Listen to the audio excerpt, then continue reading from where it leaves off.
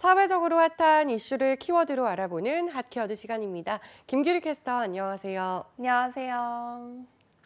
일과 삶의 균형을 중시하는 워라밸이 확산됐지만 그래도 직장인들에게 이것 쓰기는 쉽지 않다고 합니다. 직장인 절반 정도는 눈치를 보고 소가리를 한다고 하는데요. 핫키워드에서 짚어보겠습니다. 혹시 이것이 무엇인지 눈치채셨을까요? 아마 연말이 되면 쓰긴 써야 하는데 이런 앓는 소리가 절로 나오죠. 바로 연차 아닐까요? 네, 맞습니다. 하루하루 고된 업무 속에서 잠깐 휴식을 취할 수 있는 연차 휴가. 하지만 구인구직 플랫폼 사람인이 직장인을 대상으로 조사한 바에 따르면요. 반 정도는 올해 연차를 모두 소진하지 못할 것이라고 답했습니다. 또 재직 중인 회사의 연차 사용 분위기와 관련해선 전체 응답자 중 절반 이상이 연차를 자유롭게 사용하지 못하는 분위기라고 답했습니다. 네, 기업 입장에서는 연차 사용 권한다 이렇게 내세우긴 해도 이게 실제 업무 속에서는 눈치가 보인다는 분들이 의외로 많아요. 네, 연차를 다 소진하지 못하는 이유로는 인력 부족으로 업무가 많아서가 단연 1위였는데요. 이렇게 업무가 많은데 나는 휴가 가렵니다 하고 자신 있게 외칠 수 있는 직장인이 많지는 않죠. 23% 정도는 연차 보상을 받기 위해서라고 답했습니다. 상사 눈치가 보여서라는 답변도 비슷한 수치로 나왔습니다. 특히 연차 하루만 쓰면 사실 쉰 것 같지도 않은데 하지만 연차를 길게 붙여서 사용하는 것에 대해선 자유롭게 허용된다는 답변이 28.4%에 불과했습니다. 긴 연차는 아예 사용하기 어렵다는 답변도 비슷했는데요. 소속 부서나 직급, 또 여름 시즌에서만 가능하다는 답변도 나왔습니다. 네, 그런데 사용하지 못한 연차, 사실상 그대로 공중분해되는 거 아닌가요? 네, 그러니까요. 사용하지 못한 연차에 대한 보상은 제대로 이뤄지지 않는 경우가 많았는데요.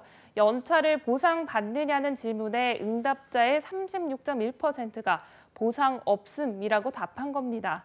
보상을 받는 경우는 연차 보상금 지급이 가장 많았고요. 무조건 사용하도록 권고받는다는 답변도 뒤를 이었습니다. 네, 그래도 연말이 다가올수록 어떻게든 이 연차를 소진해야지 이런 마음 가진 직장인분들 많으실 것 같아요.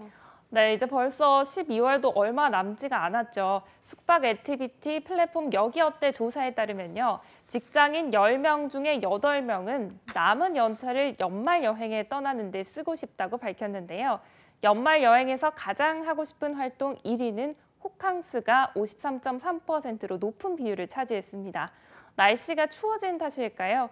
2위로는 지역 명소 방문이 그 가운데서도 겨울 바다 여행을 즐기고 싶다는 분들이 많았고요.